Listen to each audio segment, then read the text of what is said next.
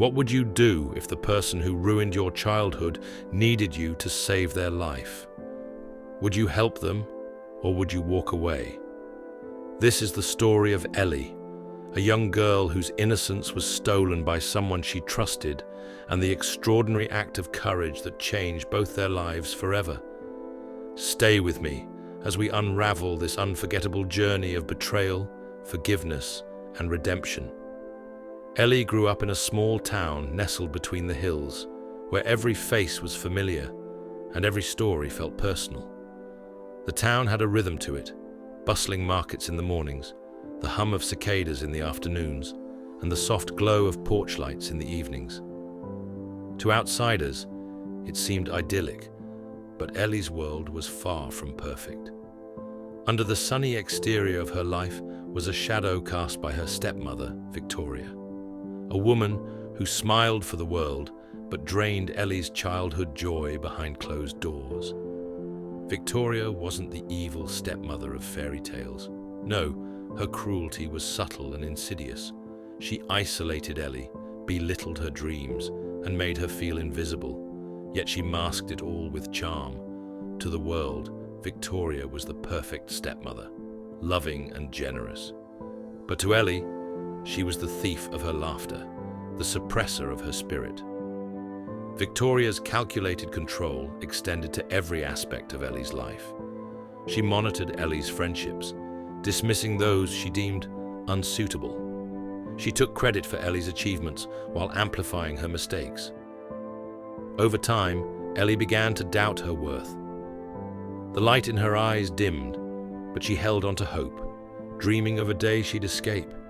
Do you know someone who seems perfect on the outside but hides their true nature? Let me know in the comments. For years, Ellie silently endured, believing her pain was invisible. She poured her emotions into a worn notebook, the only place she felt safe expressing her truth.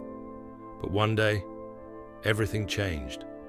At 17, Ellie overheard a conversation that shattered her world. Victoria had embezzled money from Ellie's late mother's inheritance, leaving her with nothing. "She's too young to understand," Victoria's voice echoed. "By the time she realizes, it'll be too late." But Ellie wouldn't remain silent this time. What happened next would set her on a path she never expected. Ellie didn't confront Victoria immediately. Instead, she sought answers. She spent nights digging through legal documents and bank statements, uncovering the depth of Victoria's betrayal. The money was gone, spent on lavish vacations and a lifestyle Victoria couldn't afford. Ellie felt like a detective in her own life, piecing together clues that painted a devastating picture. Ellie's first instinct was anger. How could someone entrusted with her care rob her future? The betrayal wasn't just financial, it was personal. But as she sat in her room, staring at an old photograph of her mother, another emotion crept in: heartbreak. Her mother had trusted Victoria, and that trust had been shattered. Imagine discovering someone you trusted had taken everything from you. How would you cope with that kind of betrayal? Ellie decided to confront Victoria. The confrontation was explosive. Victoria denied everything at first, her voice rising in indignation. But when Ellie presented the evidence, Victoria's facade crumbled. She broke down, revealing a side Ellie had never seen. She admitted to the theft, but justified it as survival, claiming she was drowning in debt and desperate. Ellie left the room, her mind swirling with emotions: anger, sadness, confusion. Weeks turned into months. Ellie started journaling to process her feelings. Her entries oscillated between rage and longing for closure. She felt like she was on a hero's journey, facing trials that tested her resilience and moral compass. The betrayal had cracked something inside her, but it also ignited a fire. She vowed to take control of her life, starting with her own financial future. Ellie began working part-time at a local bookstore, a haven where she found solace among rows of stories. Each paycheck felt like a step toward reclaiming her independence. She immersed herself in self-help books and financial guides, determined to build the life Victoria had tried to steal. but the past lingered like an unhealed wound. Every interaction with Victoria was a reminder of what had been lost. Ellie struggled to find peace, wondering if she'd ever truly move on. 2 years later, Ellie's life had transformed. She was in college, studying psychology and finding her voice. She had distanced herself from Victoria, choosing peace over confrontation. But one phone call changed everything.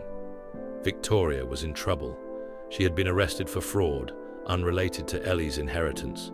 Facing a lengthy prison sentence, Victoria's lawyer reached out to Ellie, asking if she could testify on Victoria's behalf as a character witness. The irony wasn't lost on Ellie. Would you stand up for someone who caused you so much pain? Ellie wrestled with that question as her past and present collided. Ellie struggled. Part of her wanted to refuse. Why should she help the woman who had stolen so much from her? But another part of her couldn't ignore the humanity in Victoria's plea. Through therapy and self-reflection, Ellie had learned about the complexities of human behavior, including Victoria's. People weren't just good or bad. They were a mix of both, shaped by their circumstances. Ellie agreed to testify, but not to exonerate Victoria.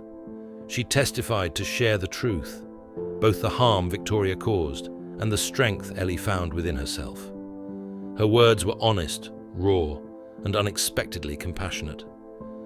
As she spoke, she felt a weight lift. She wasn't just standing up for Victoria.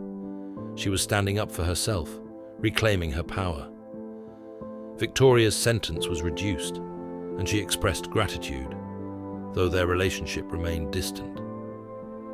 Ellie didn't forgive Victoria completely, but she found peace in letting go of her anger.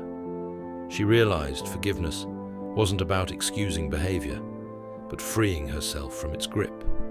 Ellie's act of courage wasn't just about standing up for Victoria. It was about reclaiming her narrative. She had grown from a silenced child to a strong, self-aware woman. Her story became one of redemption, not for Victoria, but for herself. As Ellie moved forward, she continued to write, sharing her journey with others. Her words resonated with people who had faced similar struggles, creating a ripple effect of hope and healing. Have you ever forgiven someone, not for their sake, but for your own peace? Share your story below. Ellie's journey reminds us that life is messy, people are flawed, and forgiveness is complicated. But in standing up for others, even those who've hurt us, we sometimes find the strength to stand up for ourselves. Thank you for watching this story. If it resonated with you, leave a like and subscribe for more tales that make us reflect and grow. Until next time, take care.